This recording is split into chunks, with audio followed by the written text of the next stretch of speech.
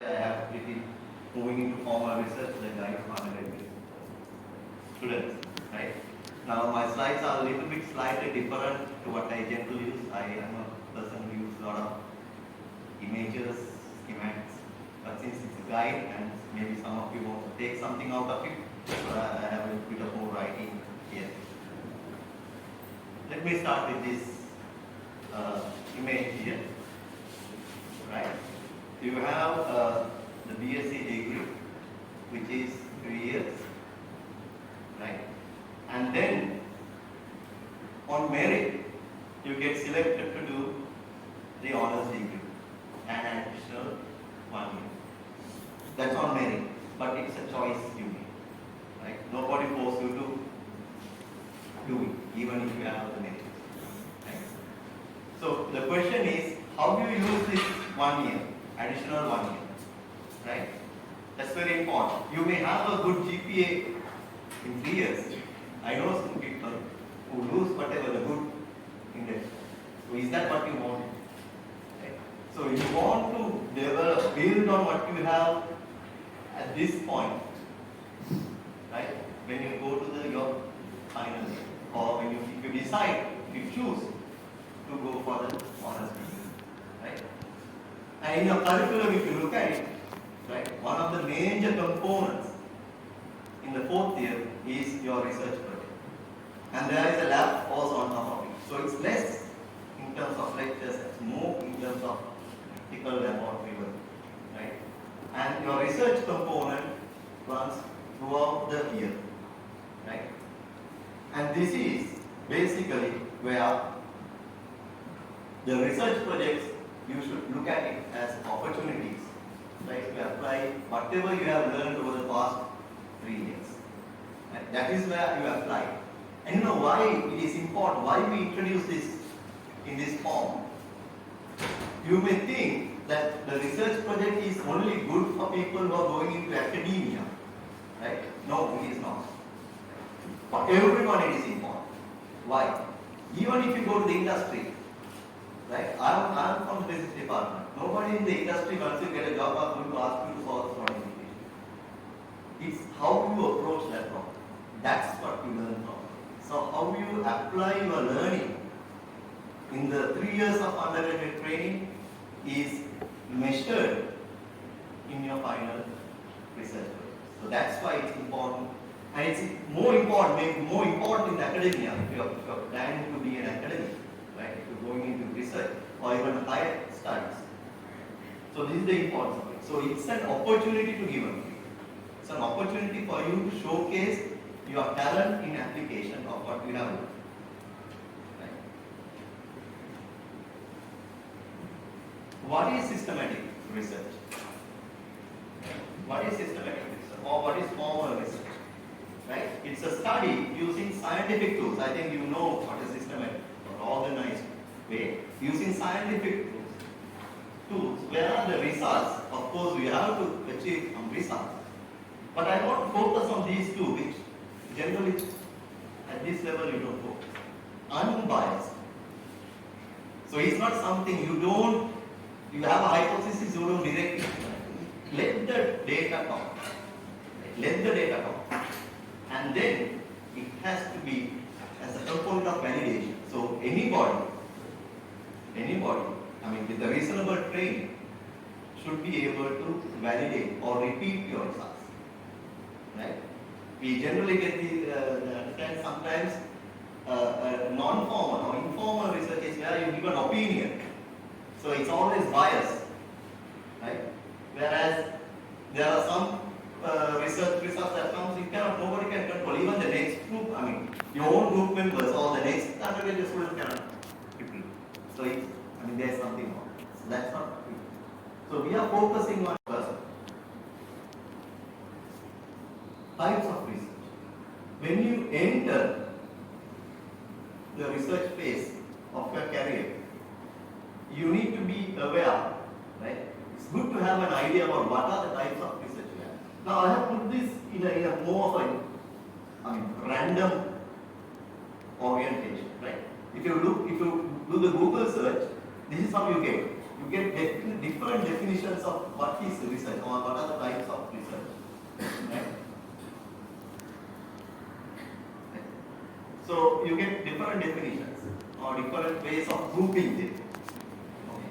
So it's good to have an idea about what are types of research, and because it gives you some, there are people who may prefer one type of research to another type.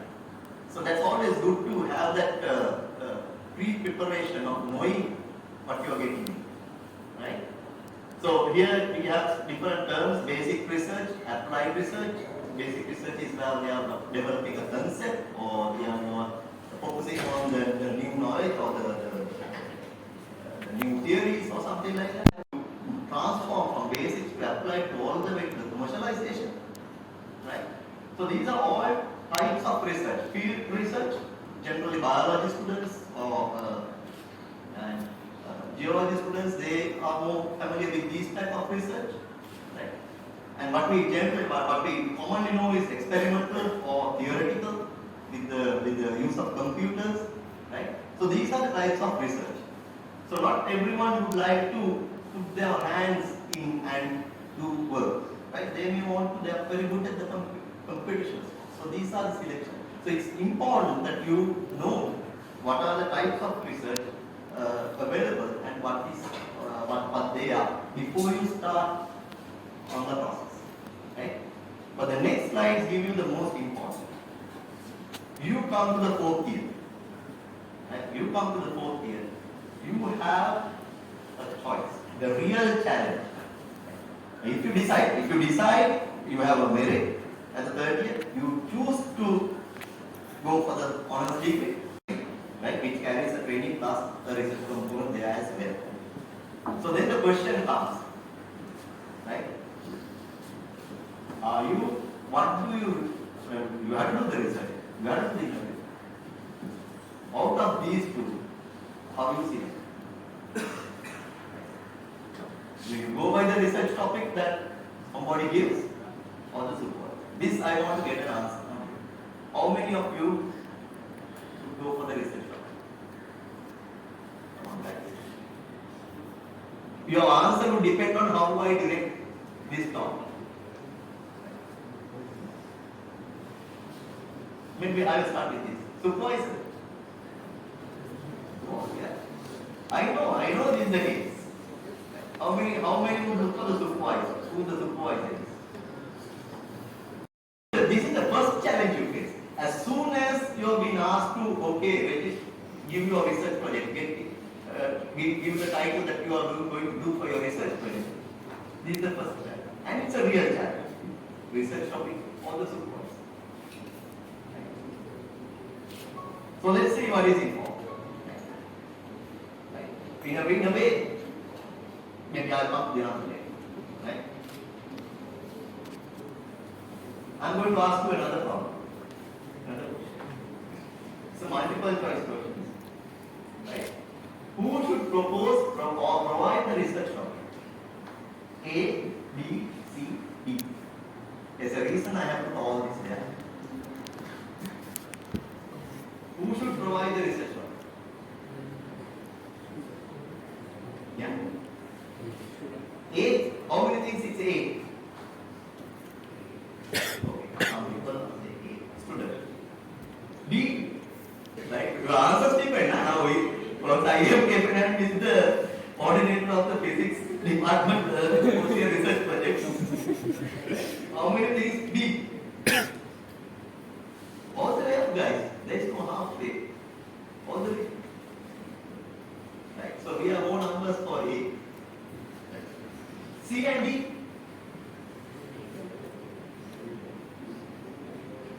So, generally what happens up to now, maybe we can change next year now, right? The professors, right? For me, my experience is the professors who have come up with the research topic, right?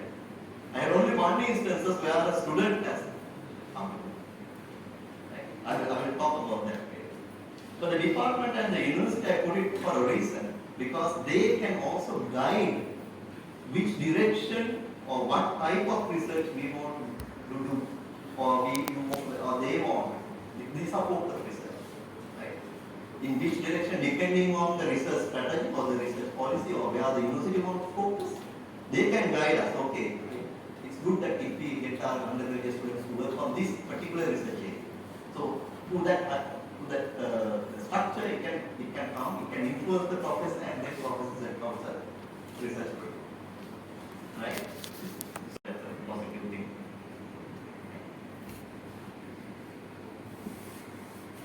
It's another common question people ask. Right? I am getting this from the questions I have received from you. Is your current GPA factor in research topic selections and your progress in research? What do you think? These are the questions that generally I get. Yes? How many think it's yes? Hands up. No? Yes.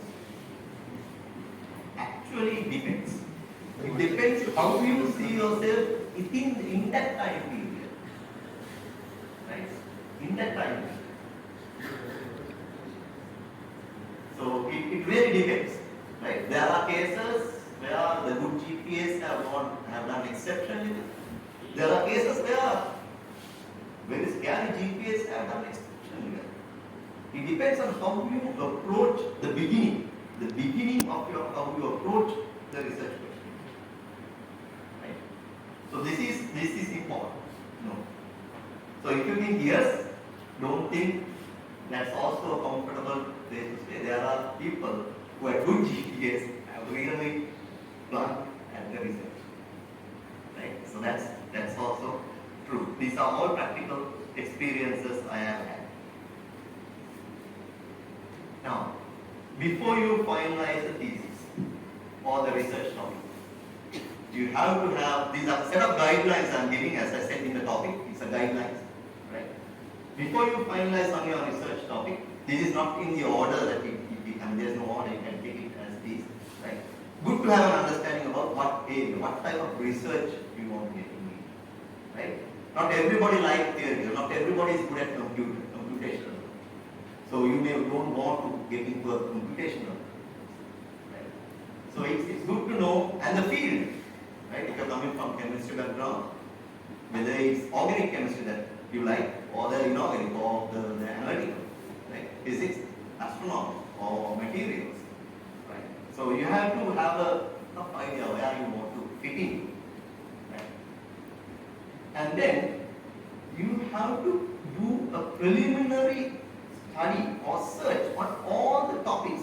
Now, if the supervisor is providing, this is if the supervisors are providing with a set of topics, right? If the supervisors are giving you the topics for your research project.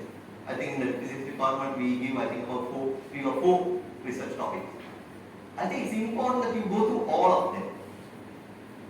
You go through all of them, and then there's a reason I have to, very black and all the way I can, all the possible ways of I can highlight I have done it. Talk to the supervisors. It doesn't, your supervisor, even if you don't pick him, is not going to get angry with you or anything like that. You go and talk to everybody. If you are coming up with a project, talk to the relevant supervisor. Talk to them. Talk. Right? Ask them about the project. Right? Ask them about the planning of the project. Right? So talking to the supervisor is very, very important before you start, before you even select the project. Before you even select the project, you need to talk to the supervisor. Otherwise, there can be problems. Right? It doesn't matter. The supervisor, I'm not going to get upset that you don't select my project. No. It's not like that. So talk to them. Ask them questions. Ask them what's the plan and all that. Right? Then with the space, I have put the other parts. Assessment of research resource availability and other commitments. Now, why I put this is, for example, some research projects need travel. Right? They are collaborative projects with outside parties, they need travel. So if you are coming if you are not in a boarding, if you are coming from a long distance, right, then you have an issue there. There is a practical issue there. Right? So unless you figure it out, don't get tempted because you may not be able to complete successfully your research project. Right? And some research, for example, some of the research I do in the material design, where it has long hours. Right? Once you start, you cannot stop. So it may go into late nights. Right? Then you have to think about that also. So all that, how do you get that information? By talking to the supervisor. Right? So the supervisor will explain. And if you are coming up with a project, right? Now we will not always accept every project you bring in, because there is an evaluation process. We put all these projects together. We evaluate whether it's a suitable project. Right? But again, you have to talk to supervisor. Another reason why assessment of research resources, I am using very generic terms, research resources. That is the resources available for you to do the project. Are they accessible? Right? I am not doing this. It's important to know before you select. These are all before you select the topic, before you select and before you commit yourself that you have to. There are know the structure of research. Generally, this is a very generic structure I have put here. This is the general structure of the research. Right? You have a lead researcher, or sometimes called the principal investigator, who brings in the drafts. Right? So he is basically heading the entire research group. Right? If it is a research group, then under this lead researcher you may find postdoctoral fellows. Right? So these are guys who already have a PhD and working independently on a project. Right? Under the guidance of the supervisor. And then graduate students can be a lead researcher or a supervisor can directly supervise a graduate student, or he can do that supervision through a postdoc. Right? This is a part of the training for the postdoc. And if you are joining as an undergraduate research student, so all these possibilities are there. And what does this mean? What does this mean? The information, the actual supervision, how it comes depends. If it comes from the graduate students, the way you get supervised will be different to directly having supervision under the lead scientist. Right? You may get, if it is something like this, you may get more support from the graduate students. Right? But there are disadvantages also. Right? When you have larger group, the supervisor may not have time for you. So you may go through these channels. All this is important for you to know before you select your topic. Because, not all supervisors have research groups. Right? Some have, some don't. If you join a group that, supervisor who doesn't have, then you will encounter that supervision. Or maybe that supervisor is doing collaboratively with somebody else in your supervision. So, this is also important. Right? So, this is all before you select your project. Talk to the supervisor. Be engaged. Talk to graduates. If it's a group, you can talk to the graduate students. Right? If you are not very comfortable talking directly to the supervisor, you can talk to any of them and get information about the group, how the group works. What if you don't get the research topic you know? Right? Or let me rephrase. If you don't get a supervisor, right? Since most of you said supervisor matters. What if you get it? If you don't get it, right? Long phases, right? Sometimes I know people fight over this. The friendships are gone after this, right? Can you say? If you don't get the topic, propose your own. Right? If that is not an option, pick another. If that is also not an option, you have no option. Right? Accept what is you. Life is like that. You won't get everything what you want. Right? It's the same story for the supervisor. If you don't get the supervisor you want, pick another supervisor. Before the other person, you may have a next life, right? So go and pick that. or you come up with a proposal, find a supervisor who can entertain your proposal. Okay. The worst case scenario, you have been entrusted with the supervisor. You are with him, right? You have not much choice. But does it matter? Does it matter? That's the question you have to ask.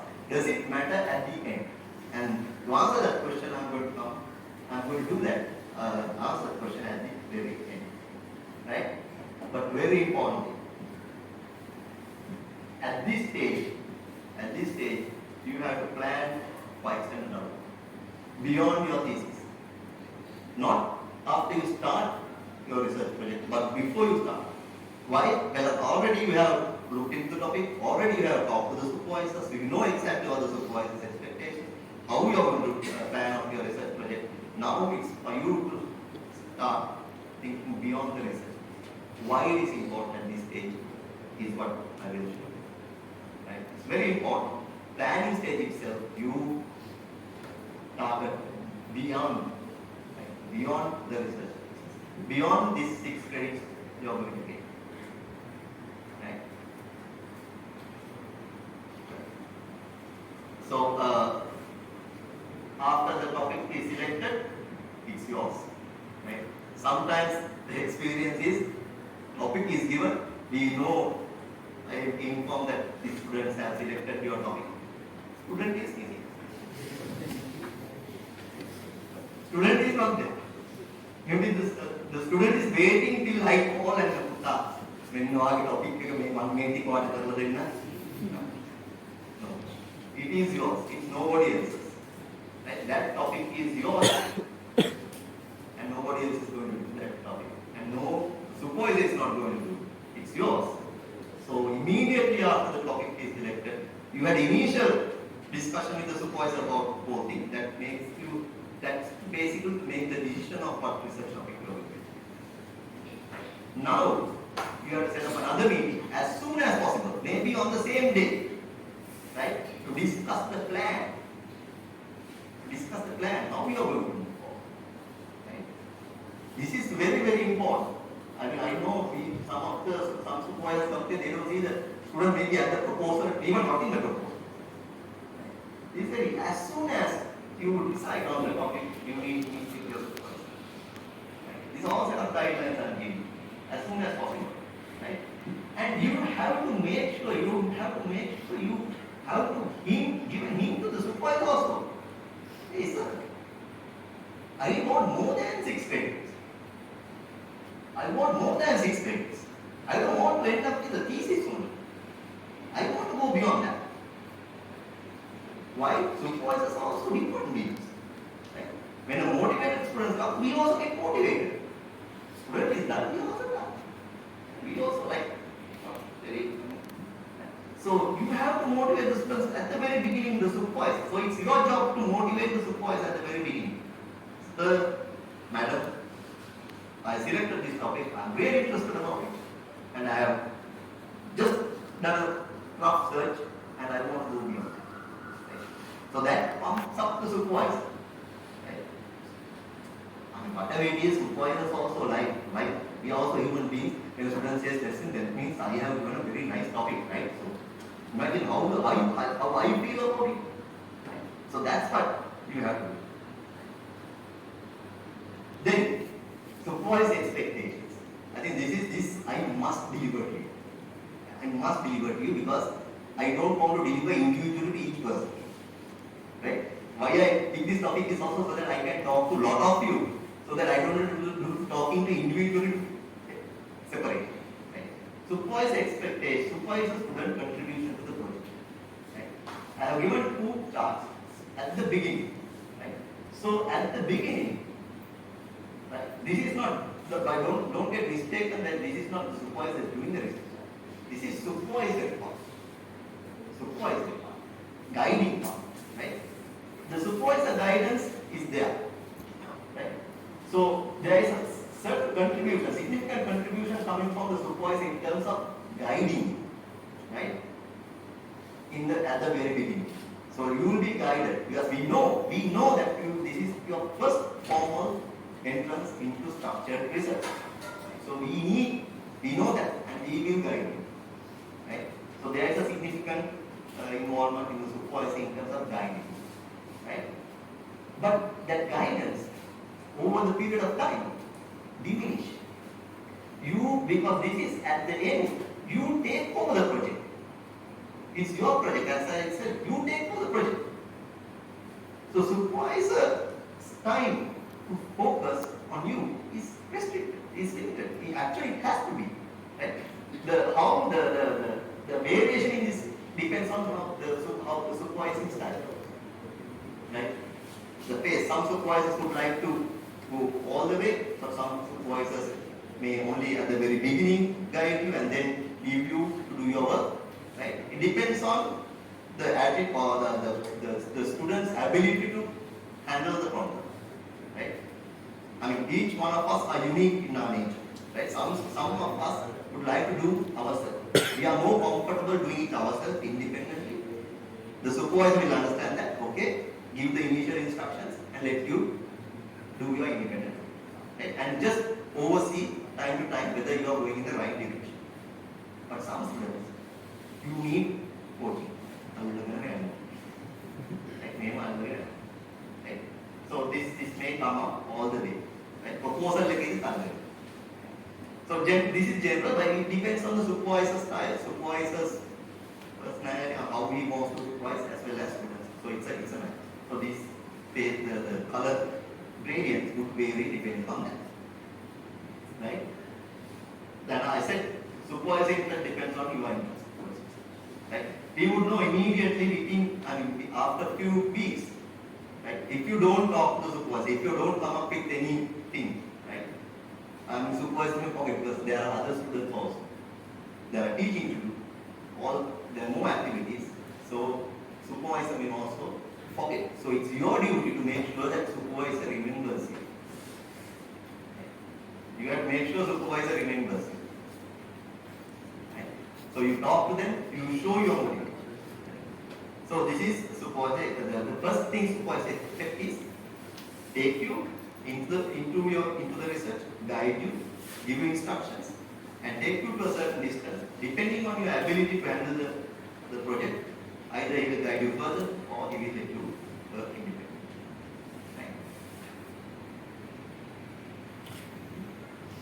A lot of words which I really don't like to put, but this is a guideline, I want to put it.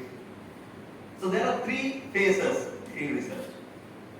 First phase is the research planning. Right? So that's why you have to talk to your supervisor immediately after you select the project. Research planning stage or the proposal stage. So this is under the supervision, under the direct, with the supervision, under supervision as well as if you have a group, the mentors will guide you, the other group members. Right? So at research planning stage, what does your supervisor expect from you? This is what the supervisor expects from you. Right? First is, of course, you know the background slightly about what you are going to do. So collect background information on the research topic. So supervisor, in other words, literature survey. Right? So this is the beginning. Right? You have to collect the background information related to your research project. If you are coming with your own project, again it's the same. Now the supervisor will say, okay, I need this background information. Sometimes, I don't reinvent the wheel. If I have the information, I generally give, right, to read. Right? So this is so your ability to collect this information is something that the supervisor will be looking at. Right? Then ability to identify a defined research problem that you plan to address. Sometimes it's already embedded in the proposal that the supervisors give it to you. Right? But unfortunately, there are more cases that even at the proposal stage, forget about the proposal, even at the final presentation, the student doesn't know what the research problem is. Right? There are instances like that. Right? So you have to identify. If you don't know, still if you are confused, you have to talk to your supervisor again. You have to engage with your supervisor. Right? The ability to identify and define problems. So we expect our students to identify. We have given a research topic. We expect our students to know what it is. Right? And what the topic trying to solve. define the research hypothesis. Right? What is the define? And it depends on the type of research that you are doing. Right? Draft general and specific objectives of a project. Now, generally, the overall topic will give you is a guide for the general objective. But this is the overall. But how you come to that? These are what is called the specific objectives. Nitty-gritty small objectives that you do in achieving your maybe a set of experiments or the synthesis or if it's a computer model, identifying the model and narrowing down on a particular model. Right? So these are the specific objectives that you have to think of. So ability to define this. Right? All this, don't worry, you don't have to do it alone. You get the help. You may have to seek it if it is getting late. Right? And then the research you read into a little bit. Once you all do this, you read into the methodology. How you are going to do your research. Right? What approaches you are going, what experiments you are going to plan. Right? All that you have to you identify these things. So we expect, as supervisors, we expect the students to identify the method that they are going to use or do the research and also characterize it. Right? Then comes the drafting. Once you have that information, you can draft your first research proposal. Right? This is the research proposal. Drafting stage, because you have all the information. Now you draft the research proposal with the timelines and resources and maybe if you know about it. Right? So this is the first evaluation stage where we call our students to give the research proposal. So this is the planning stage. You done with the help of your supervisors and mentors. Right? Once you finalize this, right? Now your proposal is ready, everything is ready. Now you have to go to really read your literature. Now you are not reading the introduction part of the literature, but you are reading the methodologies, right? Methods, because you want to extract that. How you do the research.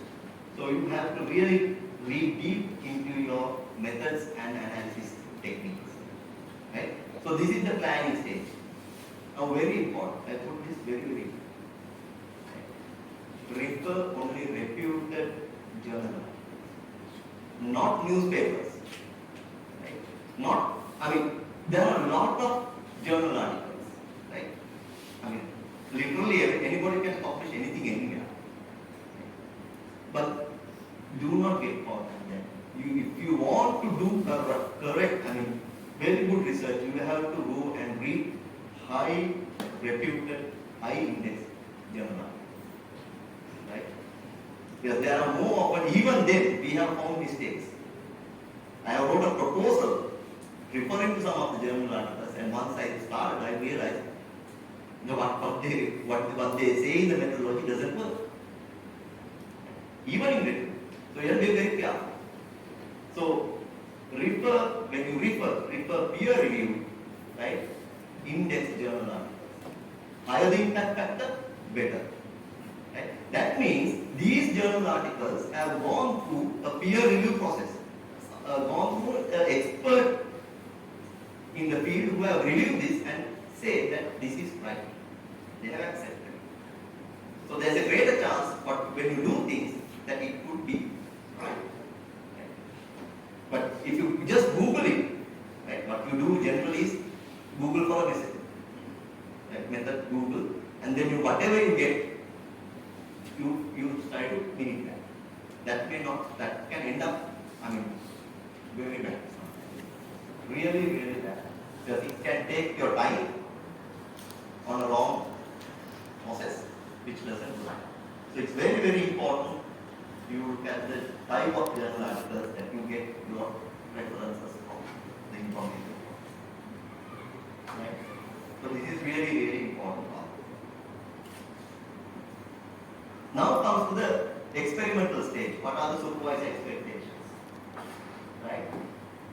The experimental stage, the supervised expectation number one is the ability to design and carry out experiments. Right? By yourself, not the supervisor, not your colleague, not the mentor. you carry out the experiments, right? How you design, how you approach that, right? And carry out. Be scientific in sample selection. If you are doing a population study, you cannot just select 10 samples and say, give the conclusion for the entire population, right? So you need to know your sample size, right? If you are one of the experiences I had, right? I am a surface scientist. So surface is, everything has, for me the surfaces have to be very clean. I am looking at surface properties. So I don't want contamination on my surface. Right? So when you handle the surface, you have to be very careful. If you handle the surface with your bare hand, you are going to put your mark on the surface. So what you measure is not the surface property of the material, but your fingerprint. So your ability to carry out experiments is very important. How do you carry it? So you have to be very careful. You have to think before you do. Think before you. Each step you have to think before you do. Am I doing it right? Is it going to interfere with my analysis? For this is ability. The ability to collect and record data. Right? Why I put this is very, very important. You have a hypothesis. You now start doing your research and you see your data is coming out fine. So hypothesis accordingly, because I always tell my students, know what you want, know the results, know the expectations of what is, and then see how your results. Right? If it comes like that, good. But if it doesn't come, please don't go. Please don't go. We had experience of this. Right? This is really bad. So why do you do this? Why do you cook? If you select the project based on the supervisor, right? You want to impress the supervisor, right? You want to impress the supervisor. Supervisor will demand this, he will blame me, I have done something wrong in the way I did the experiments. So you do put that data point category. Right? Don't do that. I tell you why in my next slide. Let it be as it is. Don't go. Right? Go back to your research design and see whether there are mistakes there. Right? Don't do that. Then the ability to present data in a meaningful manner. Right? If you have been asked to present data, in the experiment we know we have errors. Right? So you replicate your data. Right? Results. You replicate how you take your measurements. When you report an average, right? The average may show you a trend, and if you report it as it is, right, then there's a problem. If you don't report the error, because that trend may not be really a trend if you look at the error of that average. Right?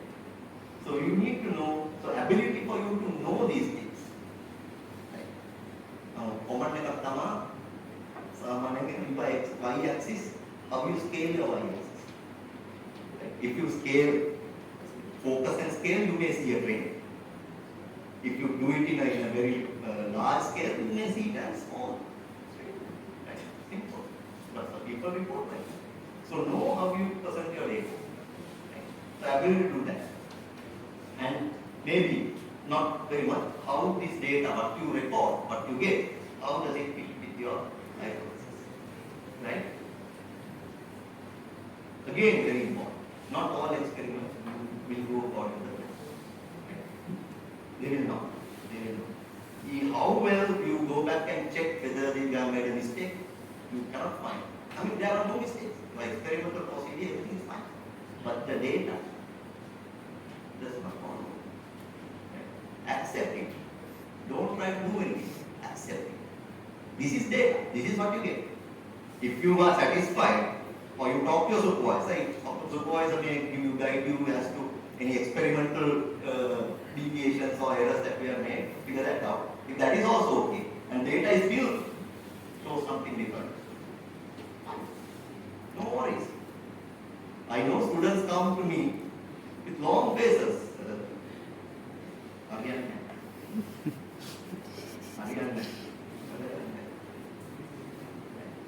Nothing wrong. I tell you why not. what we really want as supervisors is the data form. If these things are right, this is what you get. Let's look at it. Let's look at it. Don't worry about it. Let's look at it. You have to worry about if something is wrong here. But not, if these are right, then don't worry that your data doesn't fit the hypothesis of course. Right? Then it comes to the analysis. So that's the experimental stage what your supervisor really looks into. Right? So then the experimental stage, of course, you are going to analyze data using scientific tools. Right? Derive all meaningful information. If you are using this is where the in-depth reading is important into methods and analysis. Right? Then you know to extract all meaningful information. All information that you can extract from a measurement. You get irrespective of whether it suits your hypothesis or not. Extract everything. Right? Then compare and contrast. See how it fits with your hypothesis. Right? And then, of course, not very much. I mean, these are some of the graduate level attributes as well. Right? So, to figure out whether you have enough data to come to a conclusion. Right? Or the common thing that happens is you make a conclusion, but the conclusion is not supported by experimental data. Right? So, you have to figure out, you can make a hypothesis, you can make a theory why it happens. But it's ideal if you can support it with experimental data. Right? Or a calculation or something. Right? So these we expect, but these are also graduate level expectations as well. But this is what I like. When a student comes to me, sir, may results of home and make a very easy exam. Right? Unanticipated results. I am actually, when student comes to me, when I talk to them, if I feel that experiments have been done okay, all have worked well, that's fine. But the results are not there. Student is long faced, I am happy. I am happy. Why? That means these are interesting. Something new. We have numbers of something new which we did not anticipate. Okay? That's why it's not worry. But if you put your data, we miss this. We miss this. We put your data, we miss this.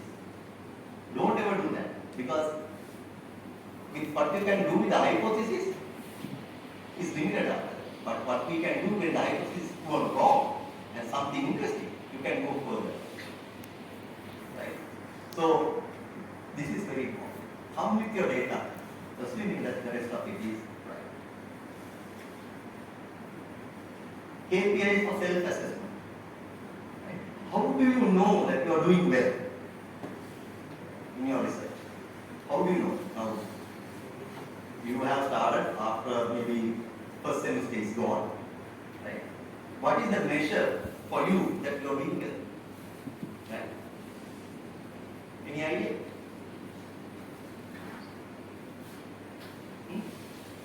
How do you know? Guys over there? The happy face of the supervisor. The supervisor says thumbs up and happy when he talks, he is excited. Right? That's the single most KPI for you. That you are doing well. He is happy. Right? So if my students see me happy, maybe it's very difficult to I see me because I don't know. So that's the best thing that you are doing well, that you are in the right direction. Right? So this is fun. So even though in the short abstract it says self-assessment, actually it's the expectations, fulfilling the expectations of the supervisor, and the supervisor is happy. You have achieved your KPIs. You are doing well. Right? But this is only the beginning. Next part is very, very important. Make a theory note. Ability to disseminate your research findings is as important as doing research.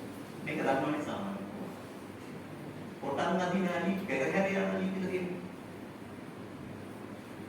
This is doing. You put everything you got into doing the research. work. Supervisor is really happy. Supervisors also. Really happy. You are doing your work. Hard work. Amen.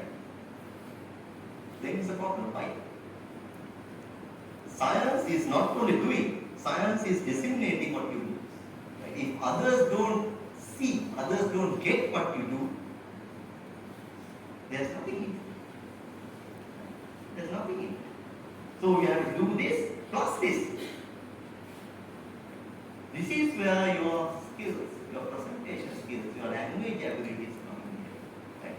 There's one example I will tell you, a student of mine. Right? He really well, worked very hard. Right? Unfortunately, he didn't get a good grade. He came to me and said, "Sir, exam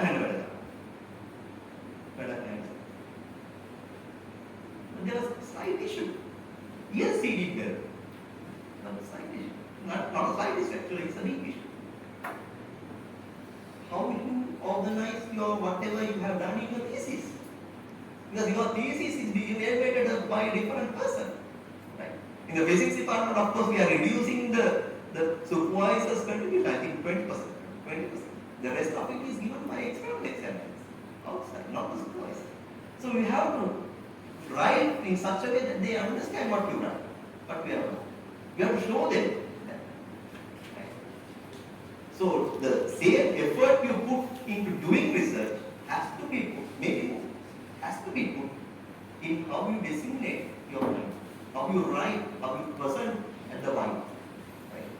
Don't think just by doing, you did a good job, your supervisor is happy, is the end of it. You have to this part. Why it is very important? In the last slide I will tell you. Right? Remember, even if you work hard, so hard, you may not get the credit you deserve because you are not being able to successfully show that you work hard. Anyway, this is very, very important. So this is great. So depends on success in research. So you have now more or less finished. It's a measure of success. Have you been successful in what you do? Right? Right?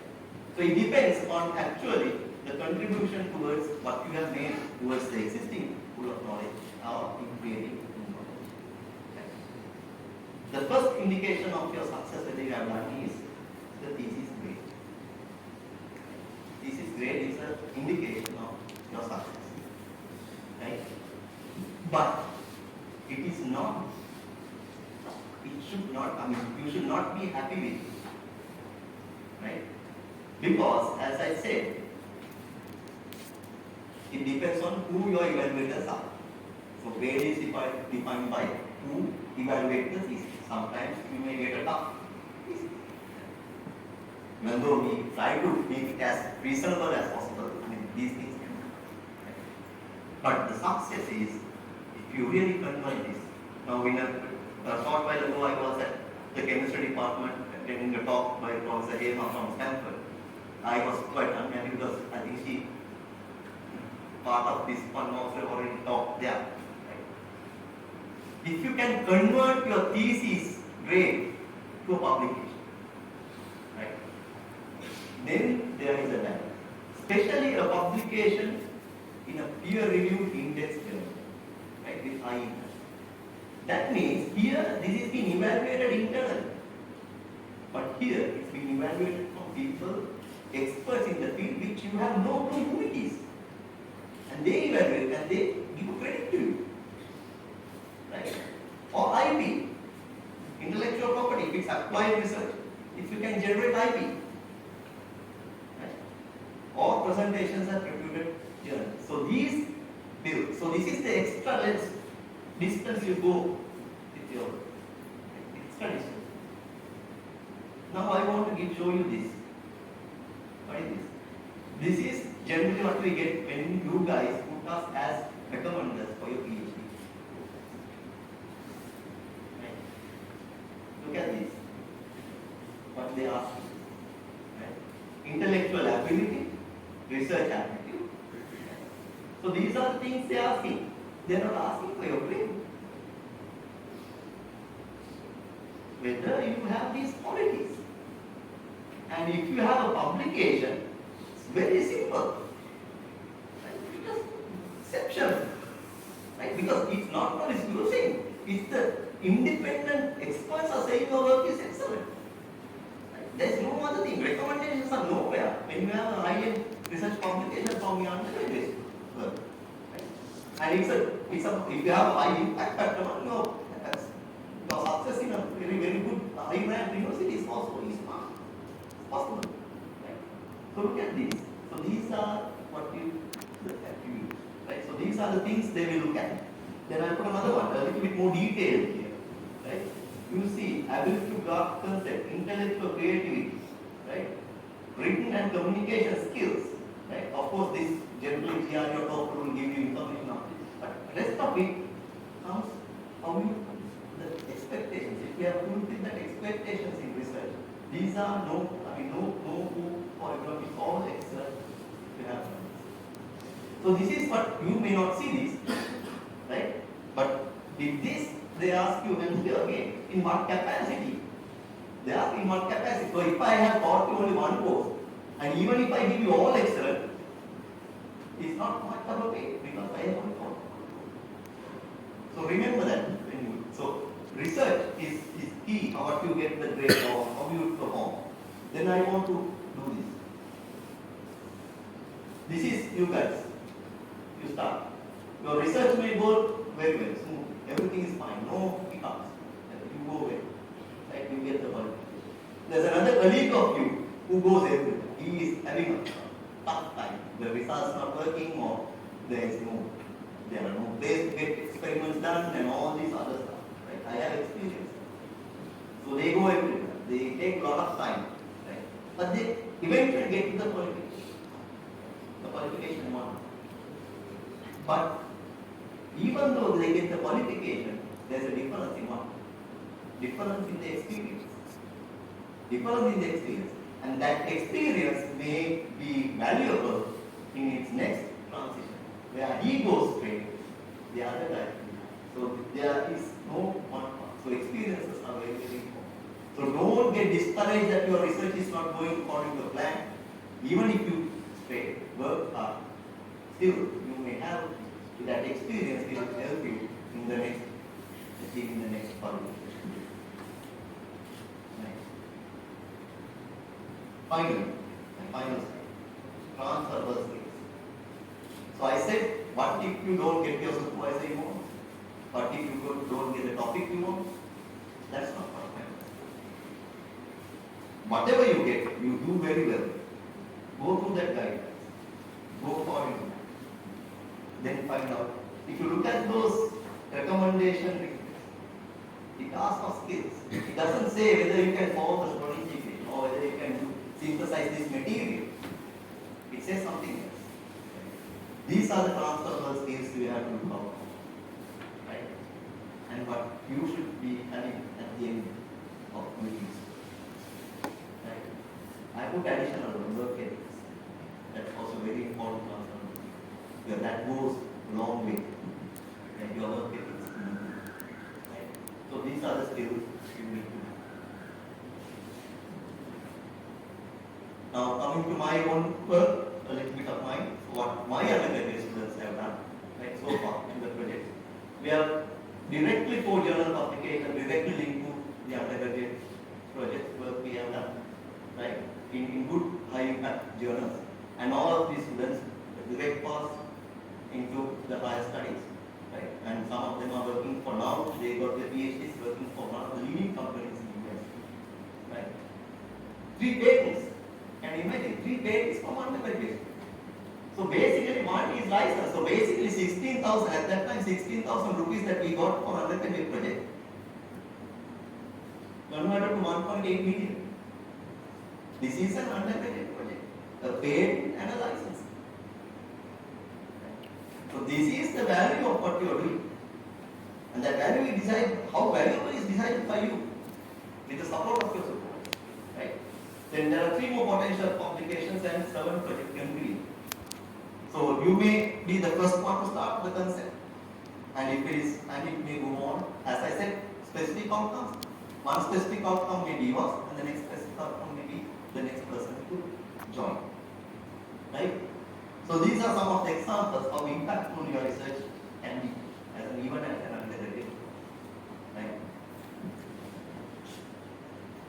And if you are coming up with a proposal, or if the supervisors want to come up with a proposal, where do they get ideas? I simply don't want to waste my time in me giving you a proposal, or for you if you want to decide to go to SDGs. Right? We are the signatory to this.